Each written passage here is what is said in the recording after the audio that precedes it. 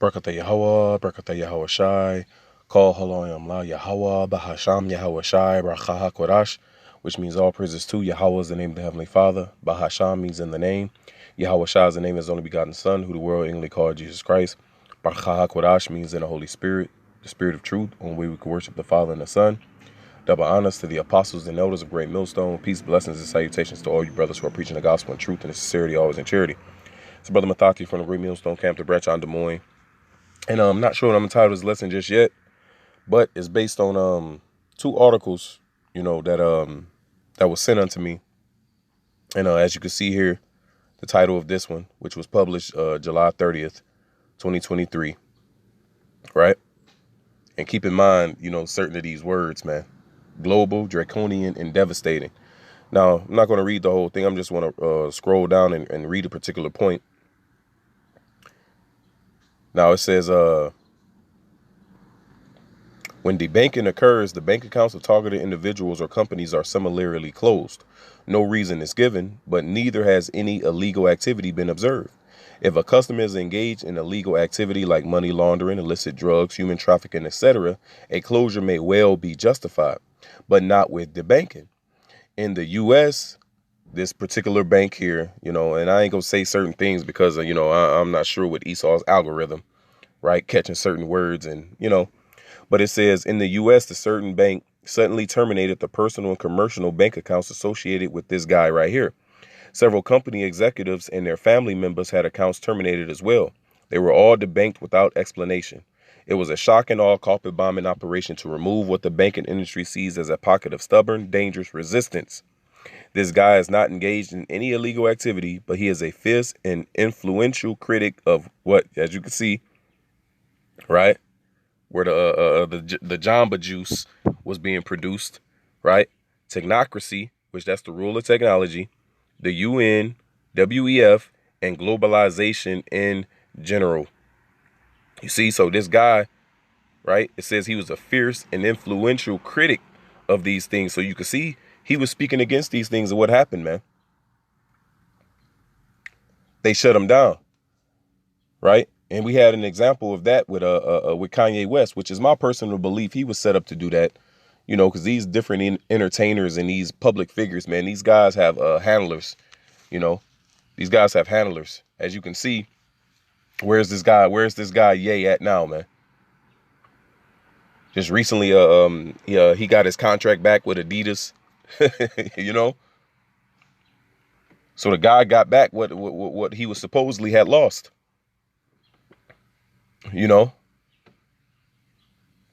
So that was just a showing that, look, if you speak out against us, if you say this, that, and the third, we're able to cut you off from society.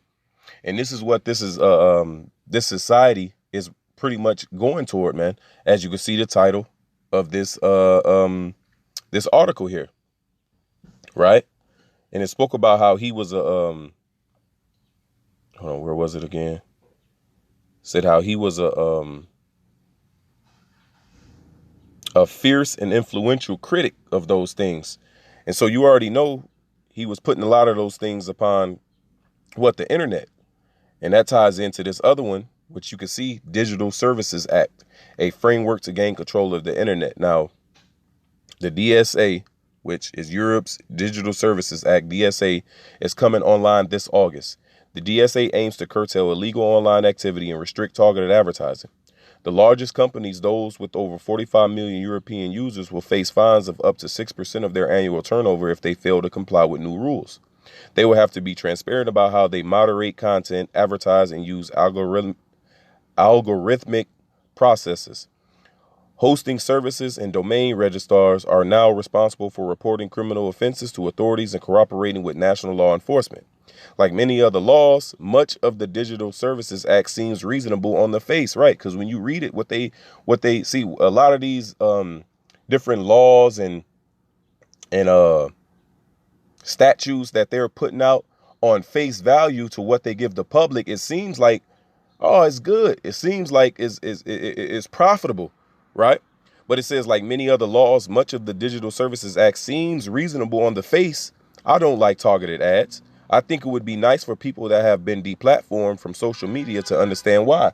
But it says what? However, the DSA also contains provisions for combating disinformation, which means that it can be used to police online speech. So ultimately, what this law that's being implemented is going to do is going to regulate the things that can be said or not, man. See, on face value, it's like, oh, that's good, and that's going to help, with whatever the hell we got going on. But ultimately, it's going to take away people's rights to speak on certain things. Now, that's all written within the scriptures. Now, this is the book of Revelation, the 13th chapter. We're going to start at the 11th verse. It says, and I beheld another beast coming up out of the earth, and he had two horns like a lamb. See, on face value, right? It seems like he's coming peaceably. It seems like the things that's being put into law, these things that's been put in, written, is to help the people. But when all actuality, it says what? And he spake as a dragon. But in actuality, what? It's draconian. Going back into that first article we read, you see, it says Dracon, a dragon, great serpent, named for Satan, right? But when you go into it, let's go into draconian.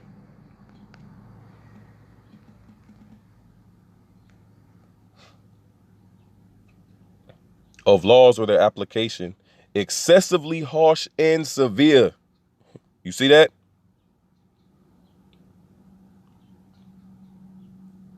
Let's go to Wikipedia. Let's look at it.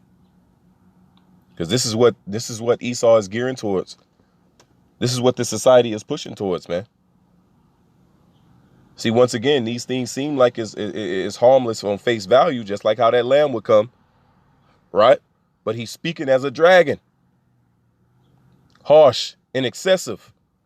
Draconian is an adjective meaning of great severity that derives from Draco, an Athenian law scribe under whom small offenses had heavy punishments. Click Draconian laws. The Draconian Constitution, or Draco's Code, was a written law code enforced by Draco in Athens near the end of the 7th century BC. Its composition started around 621 BC. It was written in response to the unjust interpretation and modification of oral law by the Athenian aristocrats. As most societies in ancient Greece codified basic law during the mid-7th century BC, Athenian oral law was manipulated by the aristocracy until the emergence of Draco's Code. Around 621 BC, the people of Athens commissioned Draco to devise a written law code and constitution, giving him the title of the first legislator of Athens. The literate could read the code at a central location accessible to anyone. This enactment of a rule of law was an early manifestation of Athenian democracy. And this is what this being implemented here through this what? Through this beast, man. See, these two horns represents just that. In today's time, you got what? You got the Republicans and the Democrats. You got the two-party system, right? And it tells us here in verse 12, and he exercises all the power of the first beast before him. And what's the first beast before him? That was Rome. You see? And what was the two-party system in Rome? You had the plebeians and the patricians. See, it's nothing new under the sun. And what's been enacted, man? Harsh punishments for the smallest of crimes. You see? And he exerciseth all the power of the first beast before him, and causeth the earth and them which dwell therein to worship the first beast, whose deadly wound was healed. Who is that first beast? When we jump up to the 3rd verse, and I saw one of his heads as it were wounded to death. That's the Roman Empire. And his deadly wound was healed, and all the world wondered after the beast. And that deadly wound was healed, what? When Esau came out of the caves. That was his renaissance, man. Right? And it fully came into its fullness, for lack of a better word. It came into its fullness in the around the 1950s, right? With something that was called, let's get this. It was called the Act of what? Rome. Let's get that.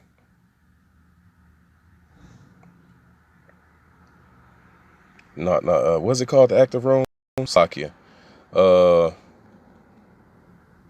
Treaty of Rome. That's what it was called. Salakia. by the Treaty of Rome. You see?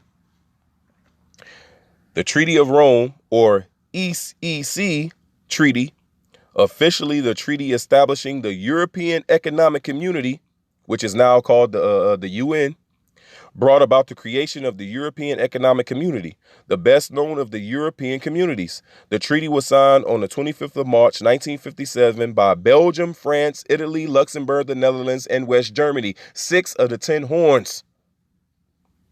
Right? And the other 4 would eventually join later on, which now in today's time, it's more than just those 10.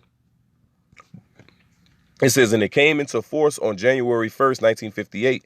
Originally, the treaty establishing the European Economic Community, and now continuing under the name Treaty on the Functioning of the European Union, right, the EU, it remains one of the 2 most important treaties in what is now the EU, man. You see that? And then you got the what?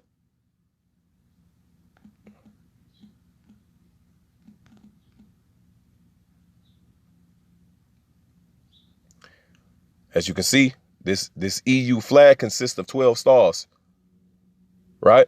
Now, one of those stars represents Ireland, and one of those stars represents Portugal. But if you go back and you tie in Portugal with Spain, because Portugal is a part of Spain, which Spain is one of those stars as well, then that takes away 1 star.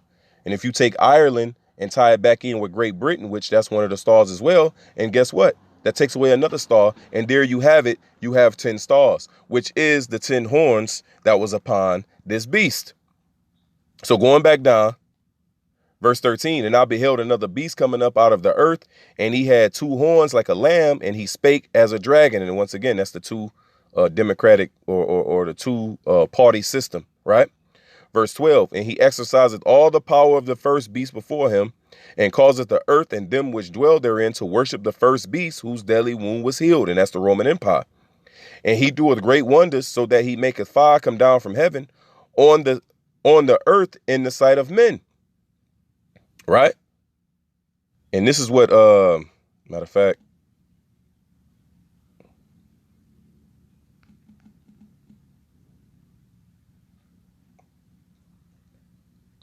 to conduct air operations. Okay, 94. Yep, here it is. The NATO, which that's NATO, which NATO means rebirth, right? Whose deadly wound was healed. The North Atlantic Treaty Organization carried out an aerial bombing campaign against the Federal Republic of Yugoslavia during the Kosovo War. The airstrikes lasted from the 24th of March, 1999 to the 10th of June, 1999.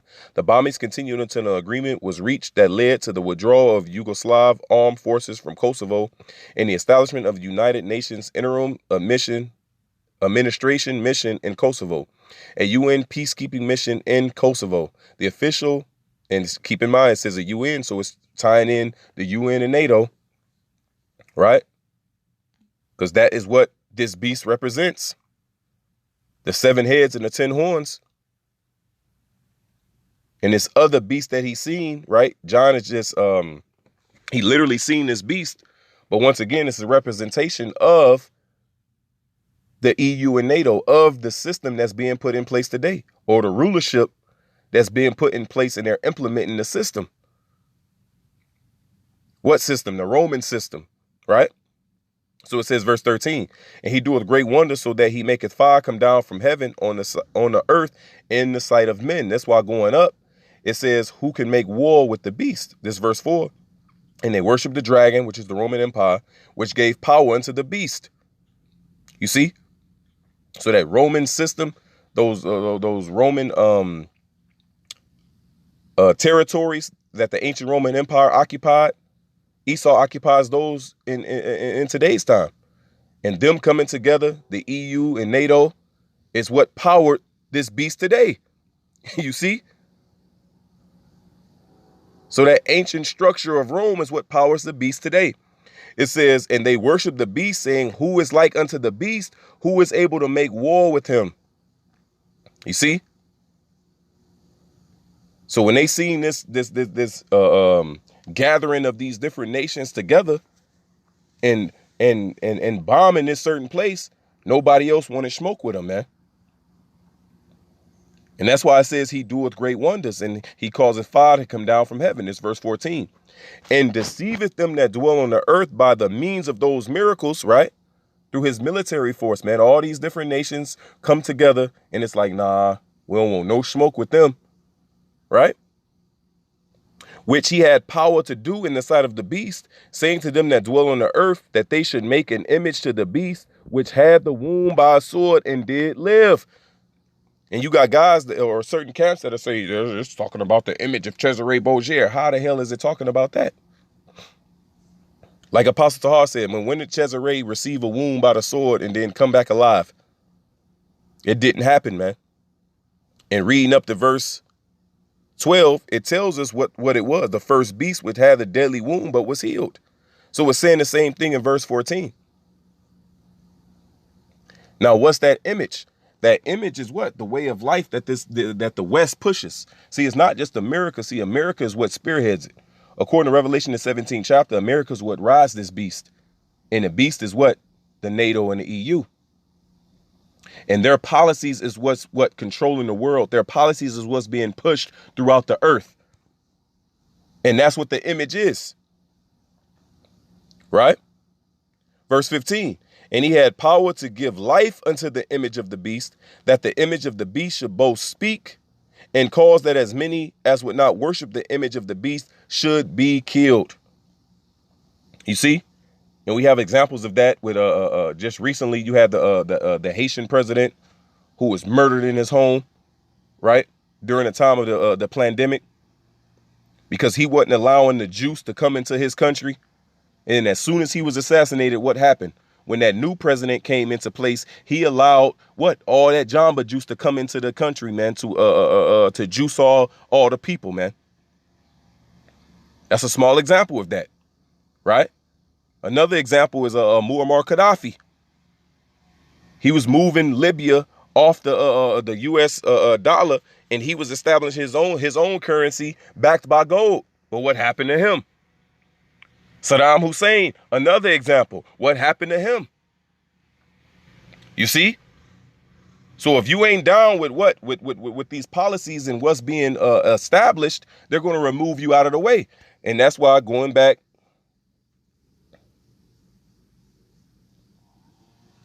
into what we read about this particular guy here and what this particular bank did to him.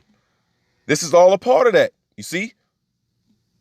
Now, he wasn't killed. He wasn't, killed per se. But what it says here in the book of Sirach, this is the book of Sirach 34 and 31, the bread, right? In today's time, we got a slang. Jake got a slang that says, man, no, I'm making my bread. Bread is what your money, because you need money in order to buy your food, in order to buy actual bread, right? The bread of the needy is their life. He that defraudeth him thereof is a man of blood. He that taketh away his neighbor's living slayeth him. You see? And debanking is a form of that. If you're not down with the policies, if you're not down with the laws that's being enacted, if you're speaking against certain things, guess what? We can debank you. And that's cutting you off from society. You see that? And he that defraudeth the labor of his hide is a bloodshedder, man. And ultimately, they're moving. What they're going to do is, matter of fact, I'll just read the next verse, verse 16. And he causeth, right? And how do he cause?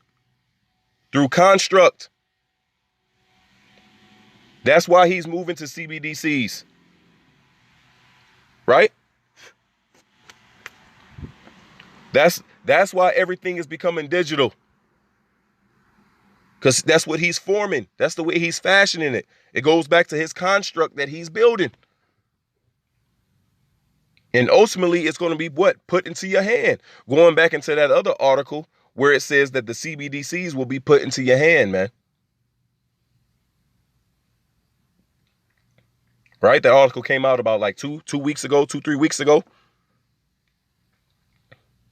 You see? Now, when you scroll down, I had scrolled down to compare.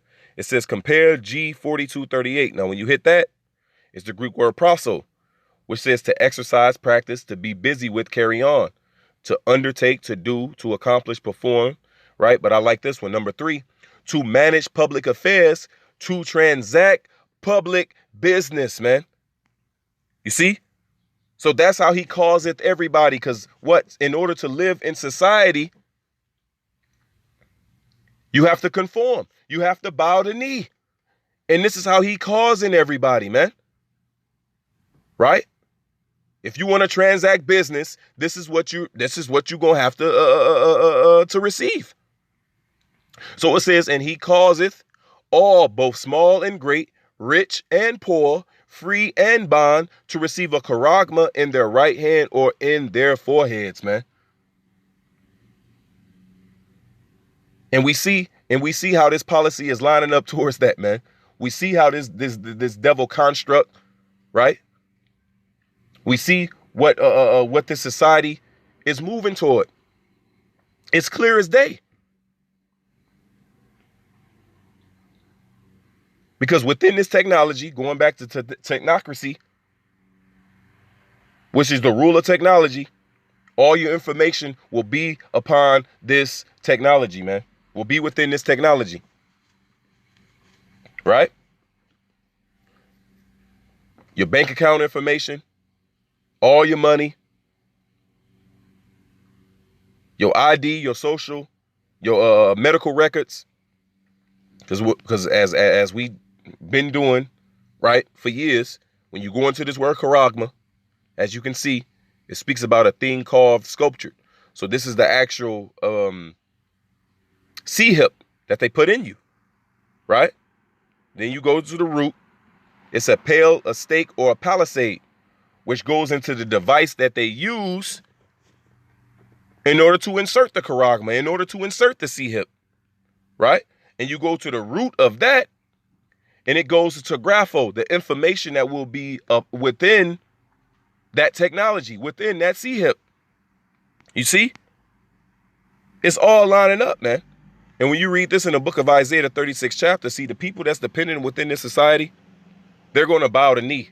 And it's going to be easy for them, man. Isaiah 36:6, lo, thou trustest in the staff of this broken reed on Egypt, whereon if a man lean, it will go into his hand and pierce it. So is Pharaoh, king of Egypt, to all that trust in him. So all the people that's trusting within this society, they're looking unto Esau, Edom, like it says in Isaiah the 30th chapter, woe unto him that covereth with a covering, but not of the Lord's spirit. See, Isaiah 10 tells us we shall no longer stay upon him that smote us, but we shall stay upon the Holy One of Israel in truth. See, it's the Lord that provides us our daily bread. It's the Lord that gives us the things that we need. Did not the Lord say that our Heavenly Father knoweth that we have need of these things? So that we should seek the kingdom of heaven first, and all those things shall be added unto us. That's written in Matthew the 6th chapter, man. Right? But see, the rest of these people, they don't have that hope. They're going to rely within the government, and rely within this government, whether it be America, whether it be England, whether it be Germany, whether it be Russia, no matter where you are, man. Relying within that government, man, is what's going to cause this reed to go into your hand. Now, when you look up the word reed,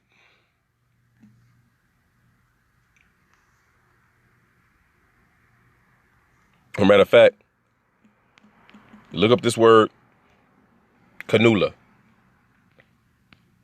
Now, the definition of cannula tells you a thin tube inserted into a vein or body cavity to administer medicine, drain off fluid, or insert a surgical instrument. Boy, this is the Carax right here, man. This is the Carax, because this is what they're going to use to insert that C-hip, to insert the charagma. Now, when you go down into the Latin, cannula, it means what? Small reed. Thou trusteth in this broken reed. You see how all this is lining up, man? Because what Esau is gearing to do, he's gearing to collapse this society.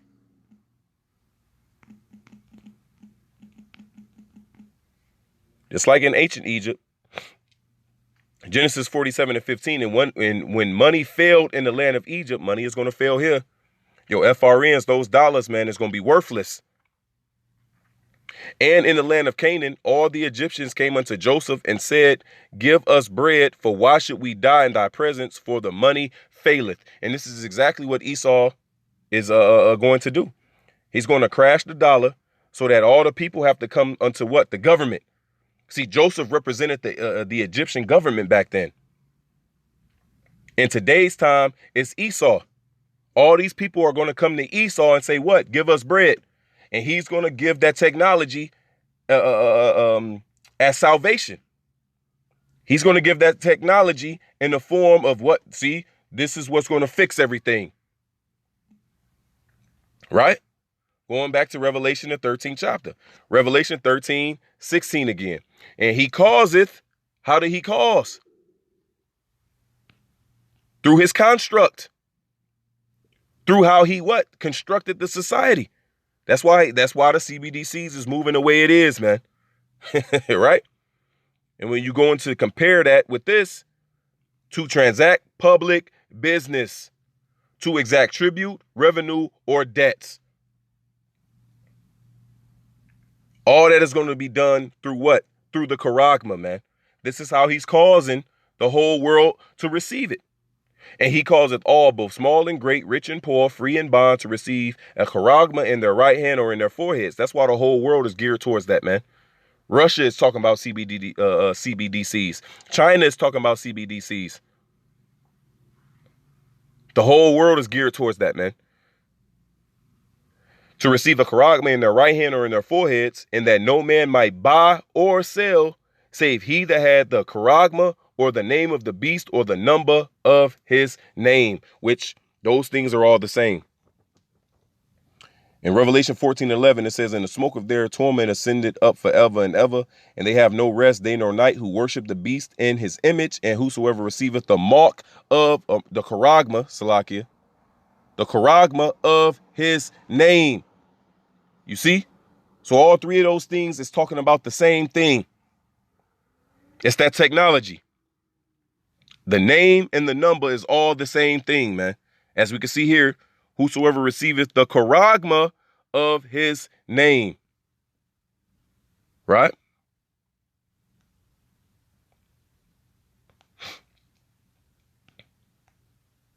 Let's see. I think it's another one.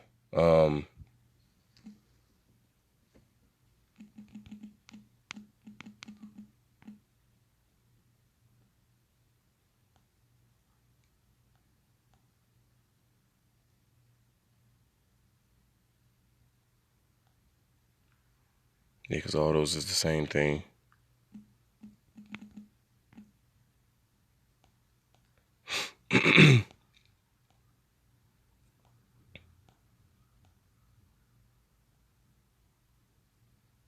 That was good enough.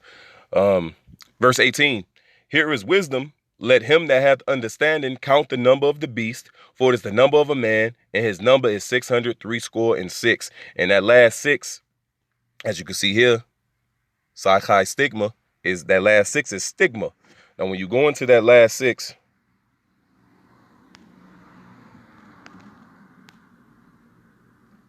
in the book of Galatians, as you can see here, it's the Greek word for stigma. It says, a mark pricked in or branded upon the body. To ancient Oriental usage, slaves and soldiers bore the name of the stamp of their masters or commander, branded or pricked, which is cut, into their bodies to indicate what master or general they belonged to. And there were even some devotees who stamped themselves in this way with the token of their gods. You see, a recognition of ownership, a scar of service. So you receiving that charagma is you saying you love your master. Going back into what? Going back into the law where you have the aul.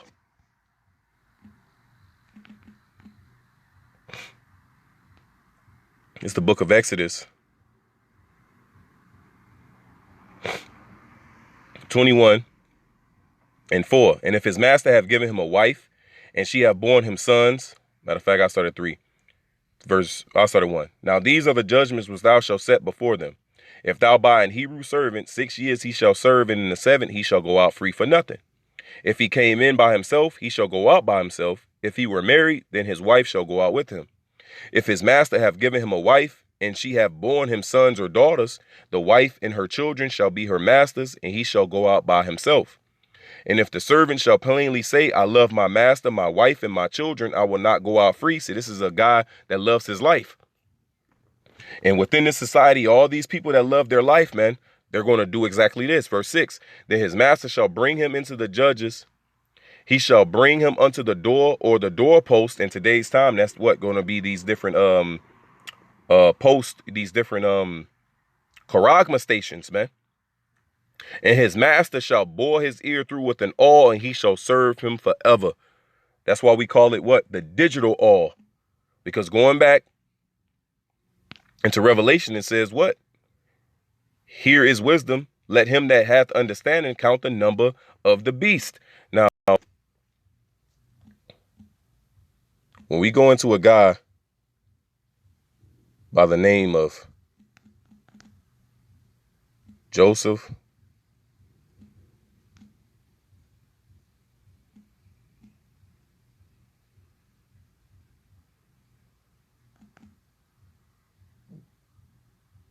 George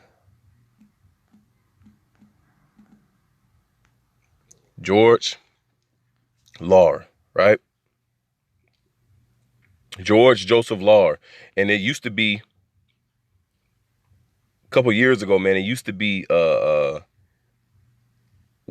whatever these things is called right here that I'm clicking. It used to be one that said the charagma of the B666 controversy. And you can click it. And he spoke about how his name has 6 letters, right? George 6, Joseph 6, Laura 6. Right? And how he used to think, damn, I forgot how it was worded. But he was mindful of that, man. He was mindful of the prophecy in Revelation, the 13th chapter, and it was removed from off Wikipedia, you know. But as you can see, it says George Joseph Lahr was an American engineer for IBM at Research Triangle Park in North Carolina. He published 20 bulletins, held 28 patents, and developed the what? The UPC, the Universal Product Code. In the early 1970s, he devised the coding and pattern used for the UPC based on Joe Woodland's more general idea for barcodes. So now you click the UPC.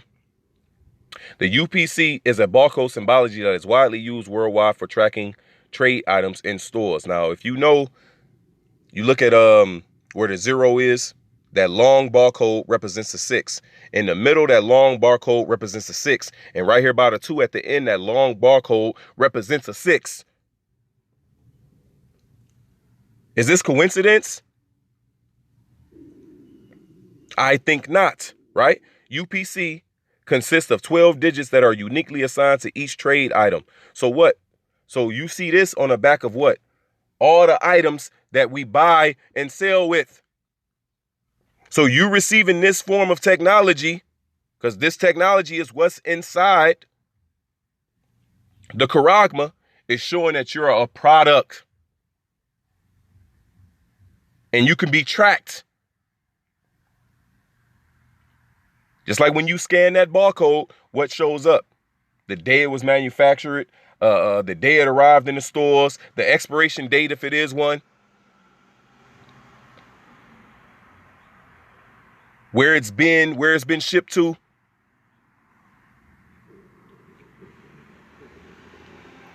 And that same technology is being put within the C-HIP, man.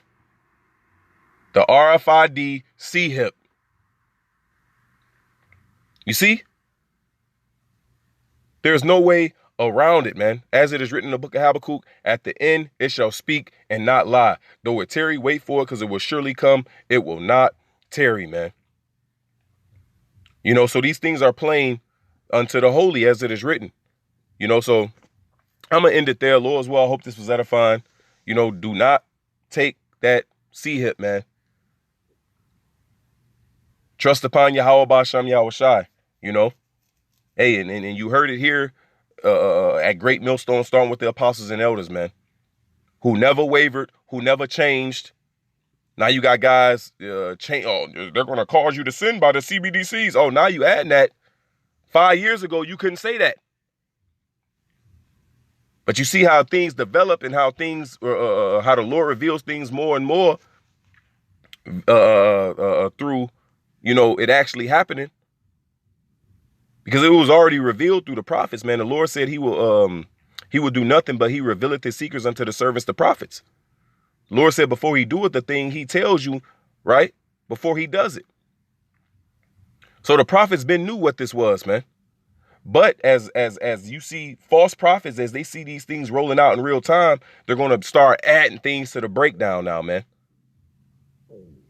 Which, once again, you heard it here first at Great Millstone, starting with our apostles and elders. So, Lord will, I hope this was edifying. Throughout Yahweh, Bahasham, Yahweh Shai, for giving me the spirit to do this lesson.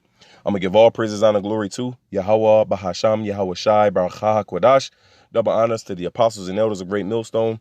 Peace, blessings, and salutations to all you brothers who are preaching the gospel in truth and in sincerity, always in charity. Shalom.